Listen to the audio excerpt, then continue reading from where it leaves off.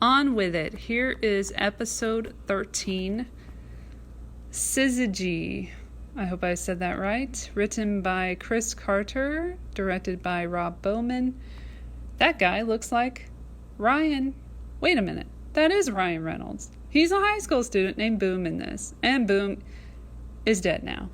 Satanism again. Fire at the funeral.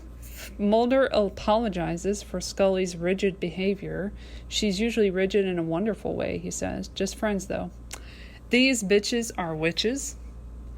More jealous Scully. But yeah, just friends. Thanks, Chris. Mulder's drinking. She's smoking now. No feelings whatsoever. Mulder is caught making out with the detective in his hotel room and tries to explain himself to Scully. Again, friends. The bitches turn on each other. Vigilantes in neighborhood call for justice. Don't wait for law enforcement.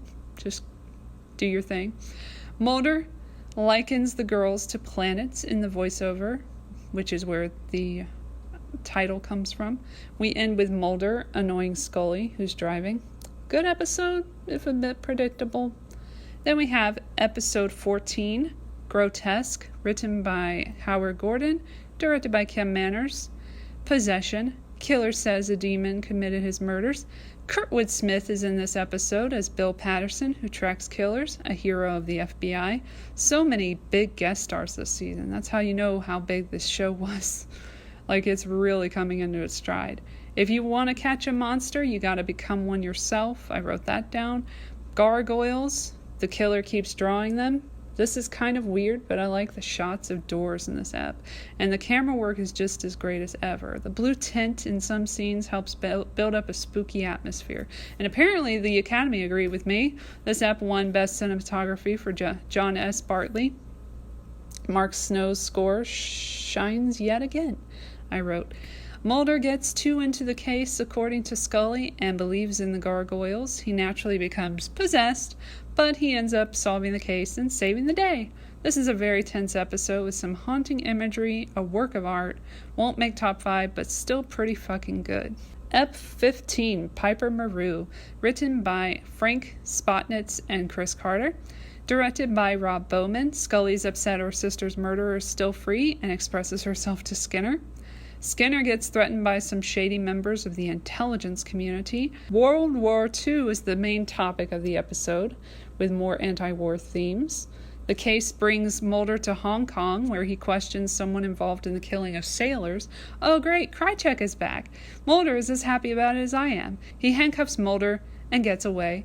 Skinner is shot by an angry guy at the restaurant he's dining in. Scully is notified. Meanwhile, Krychek gets what's coming to him when Mulder beats him up at the airport. He says he didn't kill his father and that the tape is in a locker in D.C. We end the episode with him coming out of the bathroom as a new man. Apocrypha, episode 16, written by Frank Spotnitz and Chris Carter, directed by Kim Manners. An entity exposed the crew to radiation. Plot twist, the sailor discloses this information thinking he's talking to Agent Mulder when it's not him. Scully stays with Skinner as he's brought into the hospital. He tells her he saw the guy who shot him before. Mulder and Krychek, but not really, are quite an odd duo. Why is Krychek hotter now? CSM is in the building. He says to have the bodies destroyed. These men aren't dead yet, somebody says. You think he cares? He doesn't. Mulder ends up in the hospital after being driven off the road. Scully tells him about Skinner's shooting, PCR again. His shooter also shot Melissa. Skinner tells Scully he was one of the attackers in the stairwell and that Krychek was there too. The lone gunmen help Mulder find the tape, but it's gone. CSM is given it by not Krychek. Back to the fucks in charge. He says Skinner's shooter acted on his own. They threaten him and he says it'll be handled. Everyone answers to someone else. The fuck in charge meets Mulder confirming his theory about the case being related to UFOs. Mr. Mulder, anyone can be gotten to, he says. Mulder tells Scully to look after Skinner. She rides with him in the ambulance. Time for some action when she finally gets the shooter, but he offers Krychek in return for his life. This is an emotional episode for Scully, who's still dealing with her sister's death and wants revenge. Both she and Fox are out for it with the people who took their family away. They finally get back together at the UFO salvage site. "You can't bury the truth," yells Mulder as he's taken away by the military that's covering up the alien conspiracy. "Hello, Krychek." We end at Melissa's grave as Scully is met by Mulder, who tells her the killer was suicided in prison. Bye, Krychek! And then we have episode 17, Pusher, written by Vince Gilligan, our good old Vince Gilligan, directed by Rob Bowman. Another Vince Gilligan up I wrote down. Pusher can make people do things by the power of suggestion. Another cute Mulder and Scully moment. Pusher sees the closeness too, thanks Vince.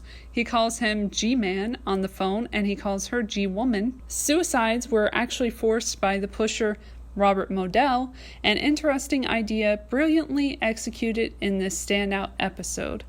"Maybe he's dying," Mulder says, "and he wants to go out in a blaze of glory," says Scully. Modell fucks with Mulder by making people kill themselves. He thinks he's a worthy adversary. Another cute moment before Mulder heads to Modell's MRI as he gives her his gun. I actually clapped. Haha. Russian roulette time.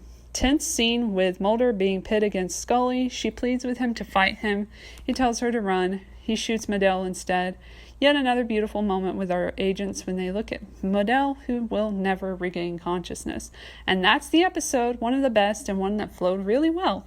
Every time I checked the clock, I was surprised to see how far in I was. After the last two episodes, which were big but felt a bit heavy, this was a nice change of pace. On to episode 18, Teso Dos Bichos.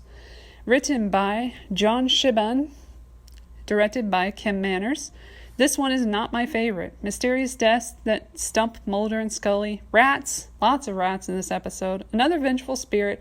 This time the Maru, who's killing people for fucking with her burial place. Or rather the jaguar protecting the spirit. Or cats. Lots of cats. This ep feels like a fever dream. Let's just move on to Hell Money, episode 19. A real standout. Written by Jeffrey Fleming. Directed by Tucker Gates, who's coming on board. This brings me back. Mulder and Scully have their usual exposition scene with the body. He's been cremated alive. This is the 11th time. Lucy Liu is in this ep. So many big guest stars this season, although she wouldn't be big until later. I'm sure this appearance helped, and also all the appearances that she made on television that year, which was a lot. Not really any predictive stuff in this ep, but there's a lot of Chinese culture and lore, and cute detective giving Mulder a run for his money. It's B.D. Wong. I knew he looked familiar. You can tell that the show is super popular now by the much better budget and the constant stream of guest stars, some of whom were big already, like R. Lee Ermey and Kurtwood Smith. Damn, James Hong just showed up as I typed that. I said.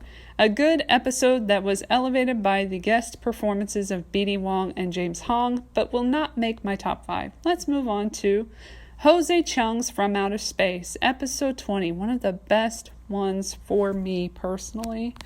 The most hilarious episode, written by Darren Morgan, directed by Rob Bowman, doing his thing. Everybody's just doing great. How high was Darren when he wrote this? I love the 50s B-movie camp.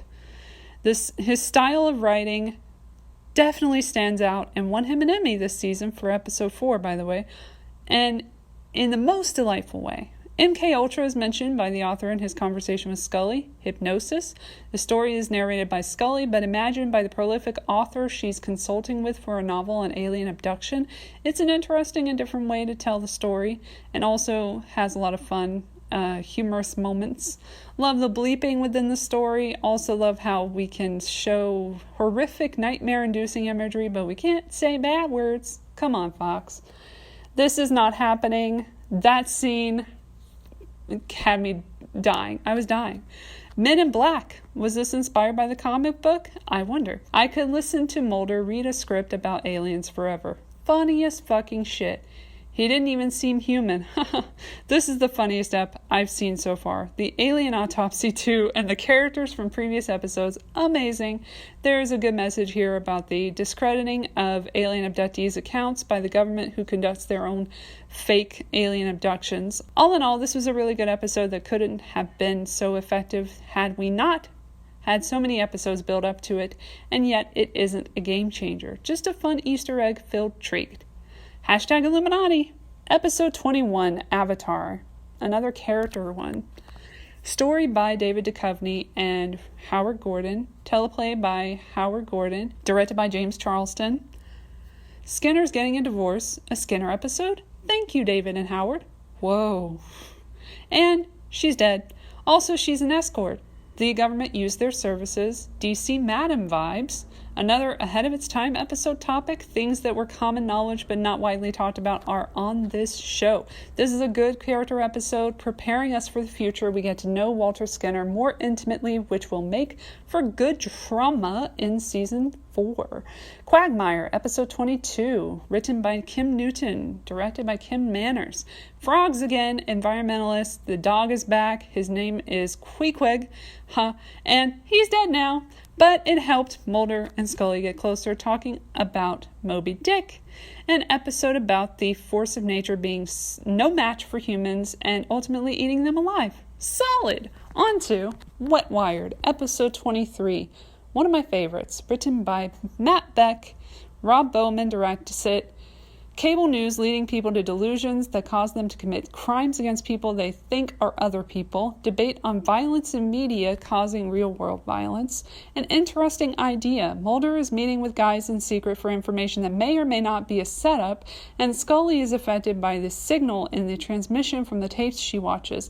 Luckily, she doesn't kill anyone. And also, she's affected because she isn't colorblind, but that was a weird one for me because, like, they're saying that he's colorblind, like red-green colorblind, but that came out of nowhere, and it seems very convenient. That's all I'm going to say. The government is, of course, behind manipulation through the TV. That's not a conspiracy theory either. It's a fact. Looks like Mysterious Dude is working for CSM, and we head into the finale. One big-ass finale called Talitha Kumi. They're really killing me with these episode titles. Episode 24, Talitha Kumi. I tried. Story by David Duchovny and Chris Carter. Teleplay by Chris Carter. Directed by R.W. Goodwin, one of our best.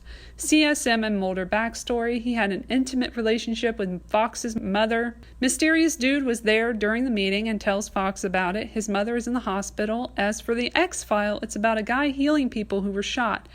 He thinks it's connected to his mother's stroke. It is.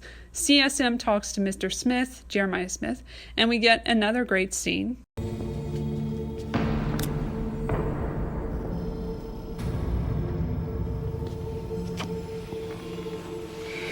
This becomes a responsibility. The thing I'm now called upon to put right and put down. Certainly you expected nothing less. I'm not ashamed of my actions. Ashamed?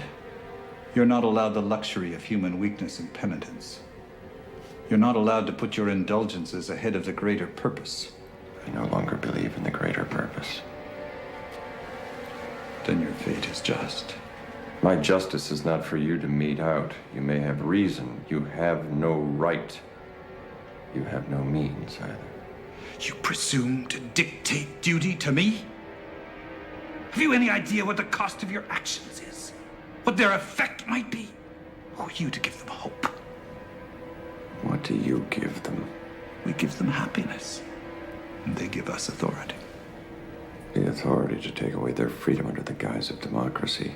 Men can never be free. Because they're weak, corrupt, worthless, and restless. The people believe in authority.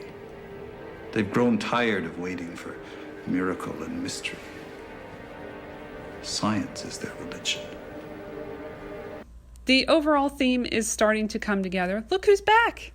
Meanwhile, Fox sees his mother, and we get an emotional scene from David. Then the confrontation we long for with CSM, who says Fox's mother, and he go way back. Then we get another big confrontation with the mysterious dude who wants the weapon Mulder found in the lamp of his mother's old summer house. "You're a dead man, Agent Mulder," he says. Mulder ends up facing off with Smith as the alien comes. "He's here to kill me," says Smith. And here is my top 5. I know you're waiting. I am gonna get to it. It's so hard. That's what she said. I'm looking at the list. Thinking. I really love that one. I really love that one. There's so many good choices. But I'm gonna go with rapid fire, I guess. 5, War of the Coprophages. I think I've said it right. Just really great episode. Really hilarious. Darren Morgan just killing it. Just one of the best standout episodes, and really good for the conspiracy shit, because there's actually real world crap happening today. Robotic insects and that sort of thing. Number 4. Fuck. There's so many good ones. Number 4, Grotesque. Top 5 contender. Just really good cinematography, really good story. Just really well put together episode. I don't know what to say. I mean, just look at it. I mean, it's beautiful. Number 3, Jose Chung's From Outer Space. Made me laugh. Fun fucking episode. Darren Morgan again. Hilarious. Really subversive, interesting topic that's kind of relevant now with shit going on and like hearings on UFOs and stuff. Never thought we'd have those in real life, but here we are. So that's number 3. Number 2, Pusher. Pusher is number 2. Pusher by Vince Gilligan. Good old Vince Gilligan. Rob Bowman directed. Just really good all-around episode. Solid episode. Kept me watching and not really caring about what time it was, and that's really crazy because I was definitely multitasking at the time, but still paying very much attention, like a lot of attention to it. And it had some great character moments. Just memorable episode. Really good. Really interesting idea that was really well executed. And now we are at number 1. And I hope I'm not alone. But number 1 is not the finale this time. It is Paperclip, number 2. Number 1 is number 2. Number 1 is the number 2 episode, which is Chris Carter's Baby. And Rob Bowman directed it. And it's just a really solid episode with great writing, great acting. Just, it doesn't get much better than that. That's X-Files at its best is Paperclip. And so yeah, there's my countdown. Hope you enjoyed those episodes as much as I enjoyed talking about them. And I'll see you in season 4. Bye.